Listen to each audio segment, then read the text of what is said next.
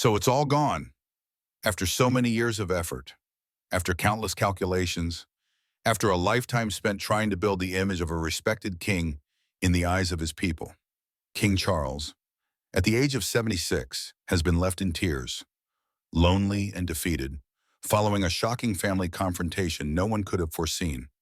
Those who have followed the turbulent journey of the king know that his life has never been easy.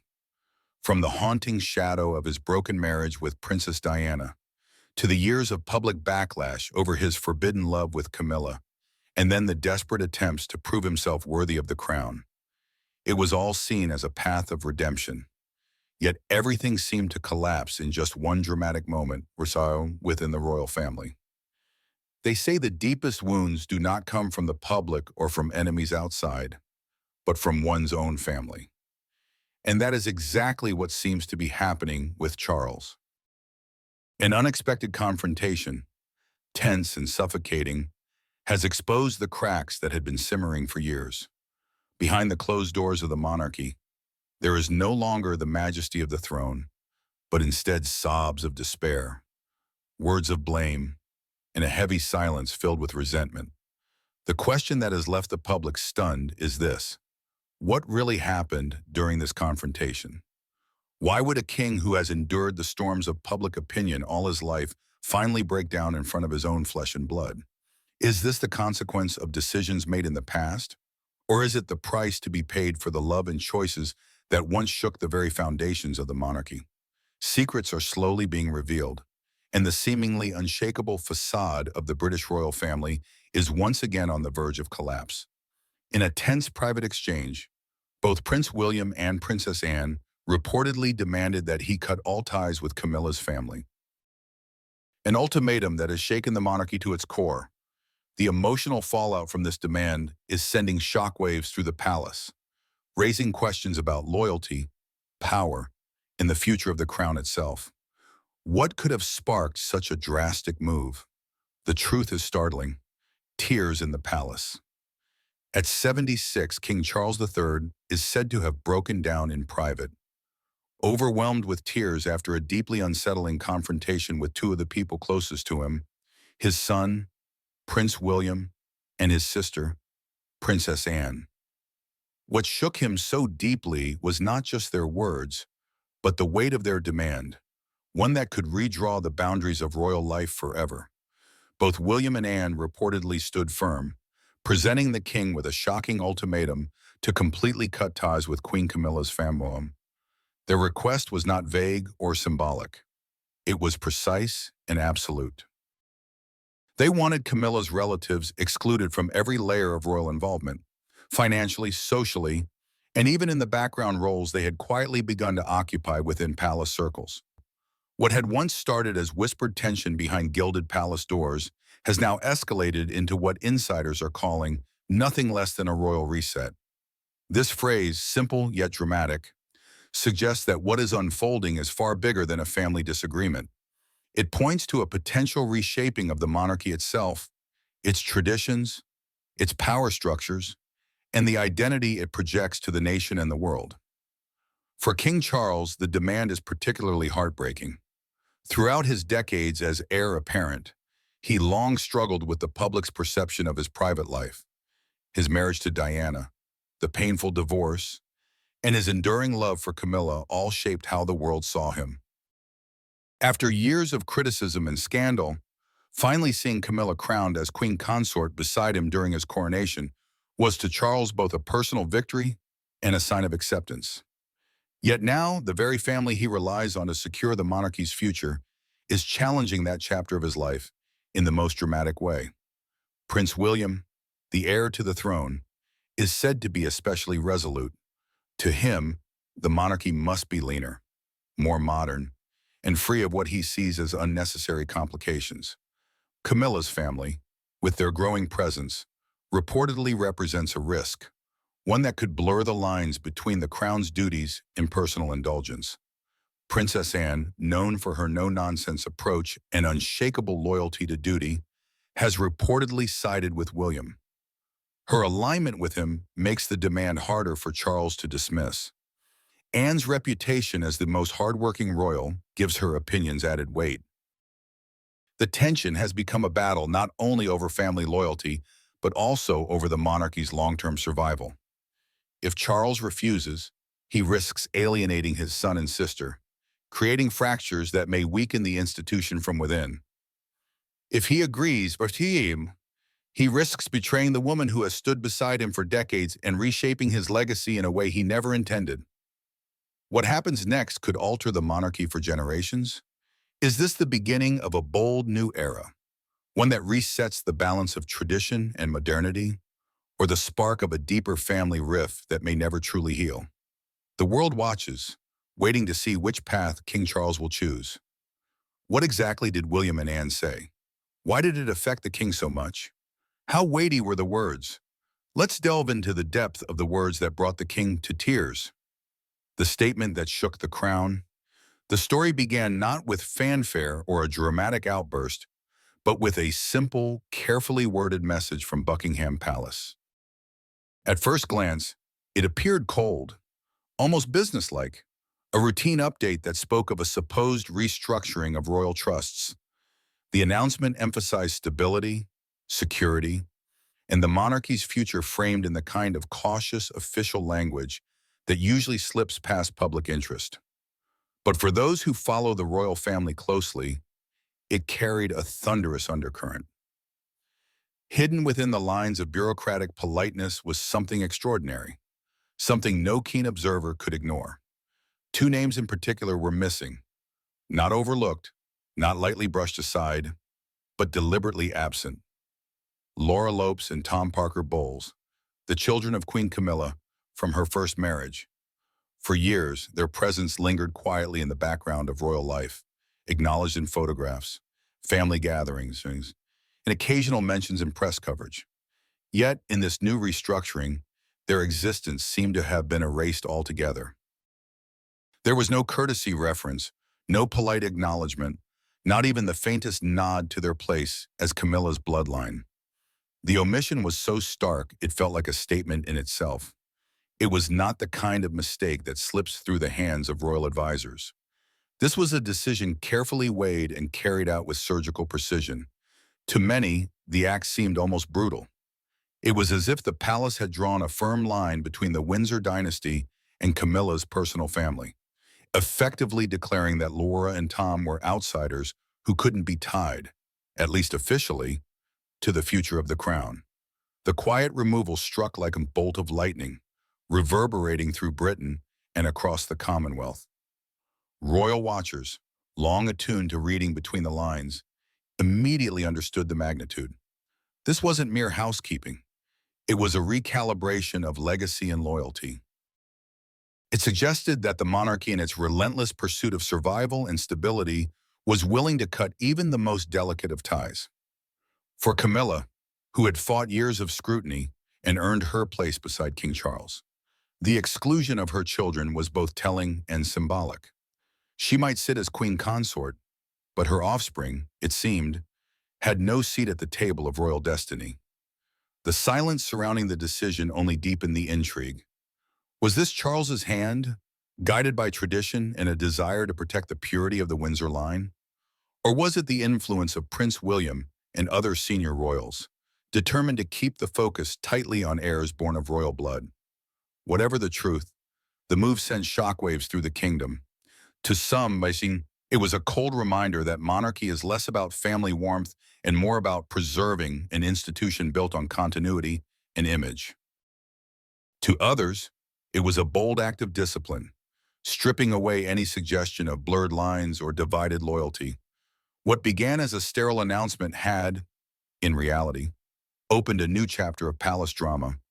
How did the media handle when the news flew? How did the public react? Let's find out.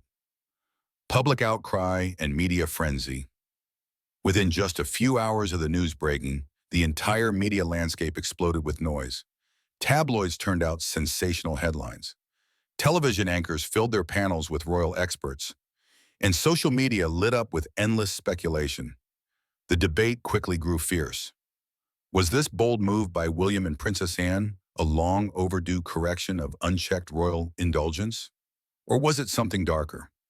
A sharp and calculated act of vengeance driven by the shadows of Diana's tragic past and the bitterness that had never truly healed.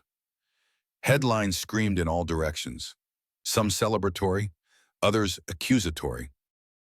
Royal reset, bloodline restored, declared one paper in oversized print as though history itself had just been rewritten. Another headline cut straight to the scandal. Camilla's family cut off, sparking questions about whether the move was truly about preserving tradition or simply about erasing ties that many had always considered uncomfortable. As the frenzy grew, polls started rolling in, and the numbers were startling. An overwhelming majority of the public sided with William and Anne as though the nation had been waiting for this very moment. For years, many had whispered and sometimes outright stated that Camilla's children, though not of royal blood, had enjoyed privileges and proximity that seemed unearned. They had walked in royal circles, attended exclusive events, and basked in an aura that critics argued belonged only to those with legitimate birthright. Now, with one decisive stroke, the perception was that the monarchy was tightening its circle, reclaiming its ancient boundaries. Supporters hailed it as necessary housekeeping. To them, this was the crown finally standing firm, protecting its image and ensuring that only true heirs carried its weight. One viral comment summed up the nation's mood perfectly. "This is the monarchy cleaning house." Finally, the phrase spread across platforms, repeated in tweets, videos, and editorials, becoming almost a rallying cry.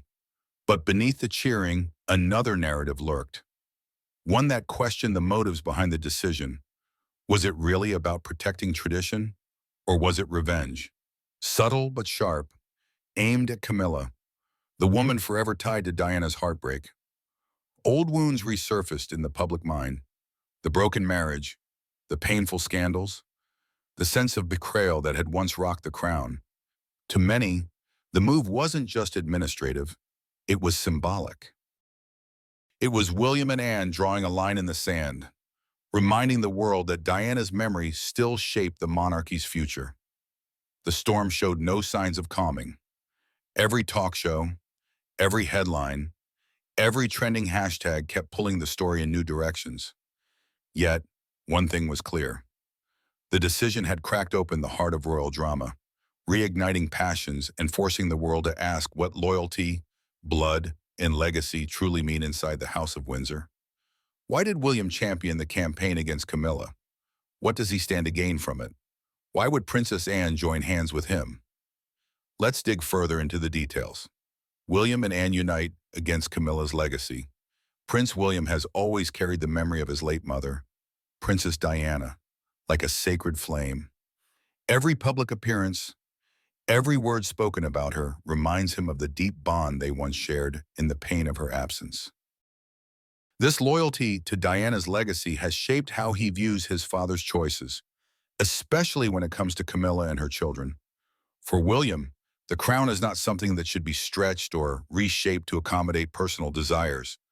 To him, monarchy is about lineage, sacrifice, and duty.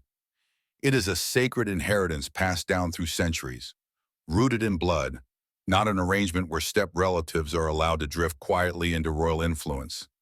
The thought of Camilla's children gradually becoming intertwined with royal privileges unsettled him deeply.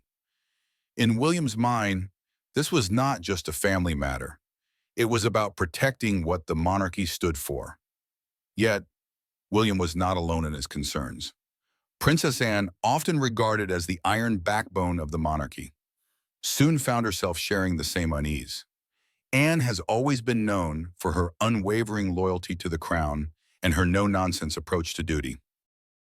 Unlike others in the royal family who sometimes bent under pressure, Anne remained steady, dedicated, and unshakably firm in her belief that the monarchy must never be diluted by sentiment or personal attachments. She watched as her brother, King Charles, allowed affection and emotion to cloud decisions that, in her eyes, required cold, calculated judgment. Anne's resolve eventually led her to a private confrontation with Charles. In a candid moment, she warned him directly. History will not forgive you if you weaken the crown for sentiment. These words, sharp and uncompromising, struck at the heart of the matter. For Anne, the monarchy was bigger than any individual.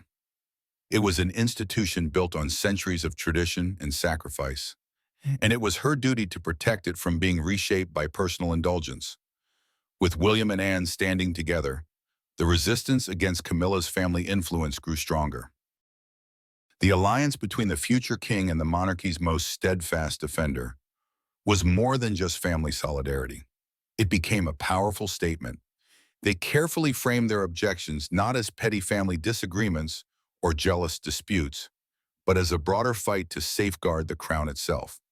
By shifting the conversation in this way, they made it clear that this was no ordinary family drama. It was about protecting the very essence of monarchy. Together, William and Anne became a formidable force embodying duty and tradition.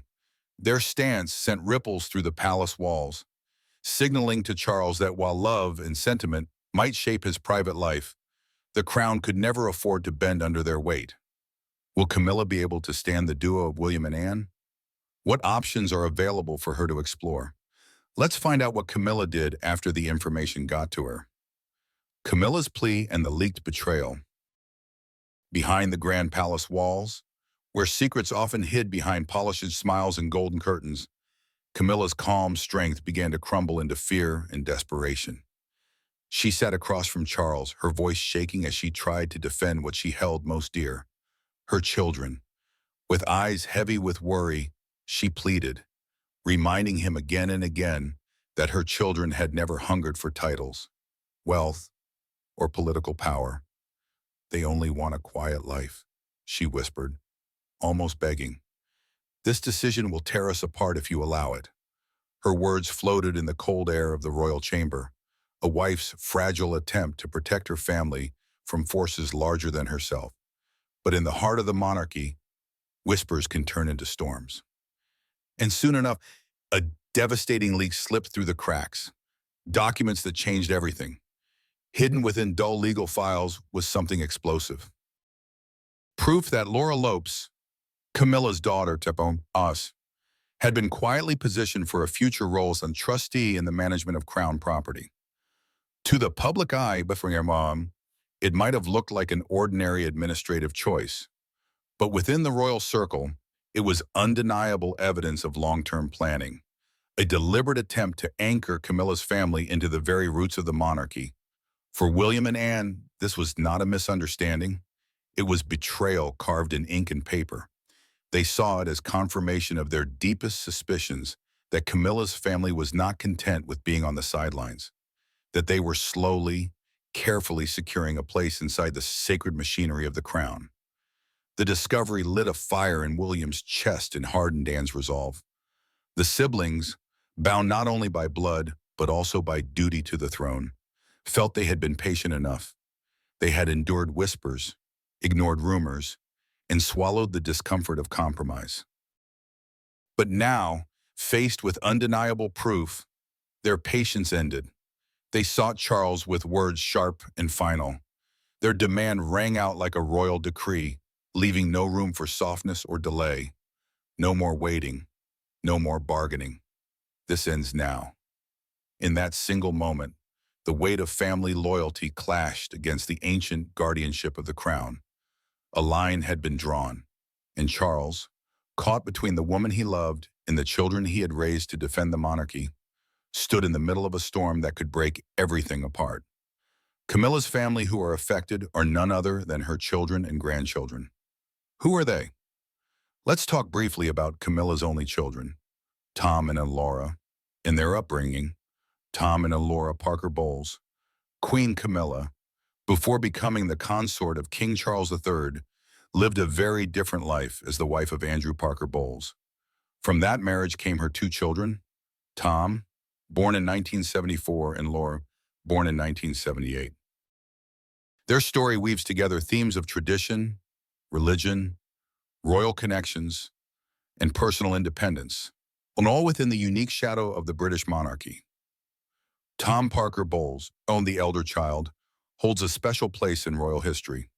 Not only is he the son of Camilla, but he was also chosen as a godson of King Charles himself. This detail, seemingly small, highlights the long and complex ties between Camilla and Charles that predated their eventual marriage. Tom's upbringing reflected his father, Andrew's strong Catholic roots. He was taught the values of the faith and raised under the influence of his grandmother, Anne Parker Bowles, who was deeply devoted to Catholic tradition. Yet in his own life, Tom eventually charted a slightly different course. Unlike his father, who attended the Catholic Ampleforth College, Tom was educated at Eton, the famed school of Britain's elite. Later, when he married, he did so outside the Catholic Church, choosing a different spiritual path while maintaining respect for his upbringing. Tom also inherited a noble connection and remains in line to the earldom of Macclesfield, a quiet reminder of his aristocratic bloodline. Laura Parker Bowles, born 4 years after her brother, also spent her early years shaped by Catholic influence. She attended a Catholic girls' school where her education emphasized faith, character, and discipline. However, like her brother, Laura's adult life reflected her own choices. When she married, it was in an Anglican church, connecting her more closely with her mother's religious background than her father's. This balance, Catholic schooling with Anglican practices, symbolizes the dual influences that defined her childhood: the Catholicism of her father and grandmother, and the Anglican tradition of her mother, Camilla. Throughout these years, Camilla herself never converted to Catholicism. While her children were raised in Andrew's faith, she remained firmly Anglican, loyal to her own spiritual heritage. This quiet decision shaped the family's dynamic as their household embodied two traditions under one roof. The Parker Bowles family eventually fractured. After 21 years of marriage, Andrew and Camilla filed for divorce in December 1994, citing years of separation. The timing could not have been more difficult. Just months earlier, in July of that same year, Camilla's mother, Rosalind, had died after battling osteoporosis. The loss was devastating for her, and her father later described it as one of the darkest periods of her life. The divorce proceedings were heard in London's High Court in January 1998, and by March 3rd of that year, the marriage was formally dissolved. Andrew soon remarried in 1996 to Rosemary Pittman, who remained his wife until her death in 2010. For Tom and Laura, these early experiences shaped their outlooks and decisions as adults. They grew up in the delicate space between aristocracy and royalty, between Catholic and Anglican traditions, and between public expectation and private individuality. Today, their story reflects not only their own journeys, but also the complex family tapestry of Queen Camilla herself. For William and Anne to have moved to cut all ties with Camilla's family, many questions beg for answers. Did Camilla's children have any established relationship with King Charles? Let's dive into the silent bond between them. Tom Parker Bowles' hidden bond with King Charles. When Tom Parker Bowles recently opened up about his family, he spoke with unusual warmth about his stepfather, King Charles III. For many years on, the bond between the two men has been hidden behind layers of royal history, public speculation, and endless media chatter. Yet, in his candid remarks, Tom lifted the curtain just a little, allowing the public to glimpse the respect and affection that underpin their relationship.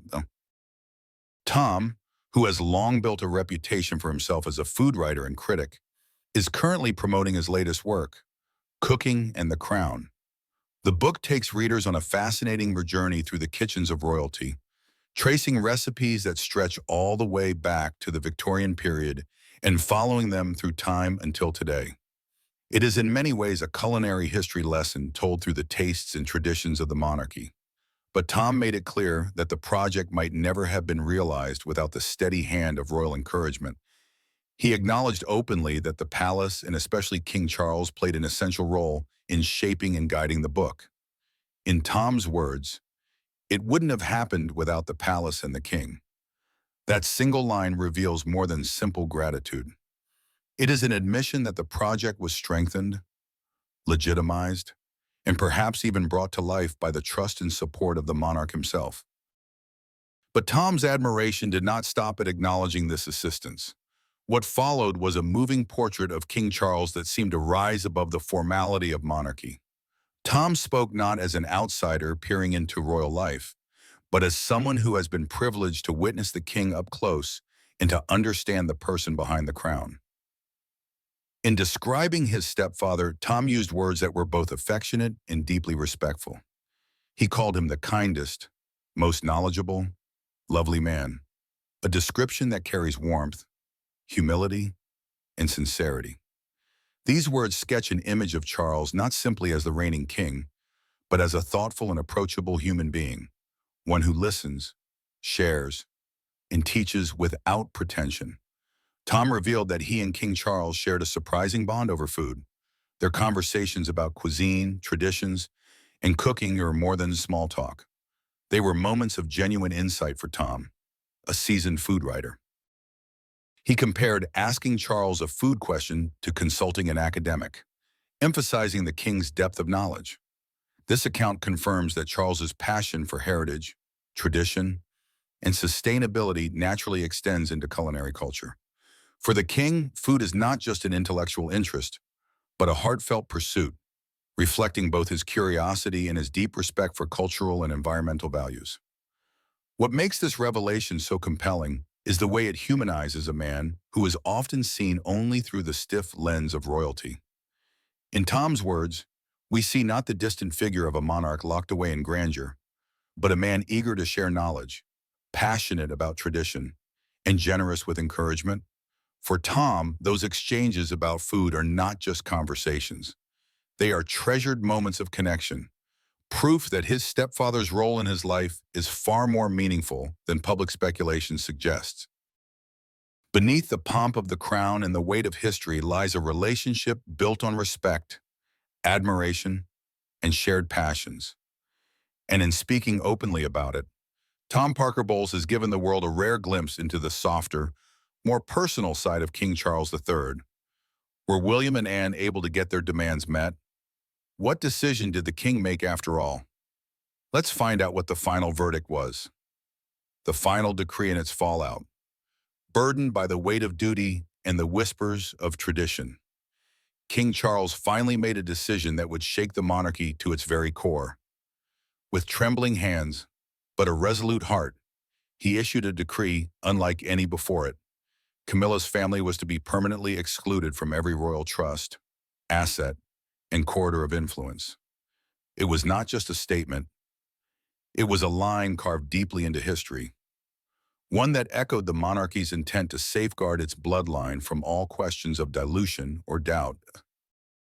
The declaration made it unmistakably clear the royal family's purity and survival would never again be compromised by outsiders. For Camilla, the blow was unbearable. Once the unwavering companion who had stood beside Charles through storms of scandal and whispers of disapproval, she now found herself isolated in the silence of rejection. In public, her usual composure deserted her. Behind palace walls, she retreated into a private world, withdrawing from the spotlight that had once seemed inseparable from her identity. Her children, who had occasionally hovered on the edge of royal recognition, vanished entirely from the royal stage, their names scrubbed from any role in the monarchy's unfolding story. In stark contrast, Prince William and Princess Anne flourished in the wake of this decree. Both hailed as the true guardians of tradition. They were celebrated by a public eager to see the royal family realign itself with Diana's enduring legacy. William's image as the heir who would restore honor, and Anne's as the steadfast daughter committed to service, grew brighter with every headline. Their reputations soared as symbols of a crown that refused to compromise its identity even in the face of painful personal sacrifice. Historians would later look back on this moment as the great turning point. To them, it marked the precise point when the monarchy placed survival above sentiment and preservation above affection. The choice was not an easy one. Charles himself was left heartbroken. His love for Camilla weighed against the unrelenting demands of kingship. For him, it was the most personal of losses. For Camilla, it was devastation beyond repair, a chapter of her life abruptly sealed shut. But for William and Anne, The outcome was nothing short of a triumph. Their stance had reshaped the crown's future, ensuring that the monarchy would not falter under the strain of divided loyalties. The decree was more than a decision. It was a declaration that the crown's survival would always come first, even at the cost of love, trust, and human connection. And so history recorded it not just as a royal order, but as the moment the monarchy itself was reborn. Although the British royal family often presents a dazzling image of unity and grandeur, behind those closed doors, the cracks in their relationships are becoming increasingly difficult to conceal. The confrontation between King Charles, Prince William, Princess Anne, and Queen Camilla is not just a private dispute, but a reflection of how fragile the institution truly is, one that survives largely on image and solidarity. Many are left wondering, can the throne withstand these emotional undercurrents? Or will it be the very wounds within the family that shake it the most? We may never know the full truth hidden behind those centuries-old walls. But one thing is clear, even the most powerful figures cannot escape the tragedies of their own family. And that is exactly why the world cannot look away from every new twist in this ongoing saga. If you want to continue uncovering the hidden corners of the British royal family with me, leave your thoughts in the comments below. And don't forget to subscribe to the channel so you won't miss any of the shocking stories yet to come.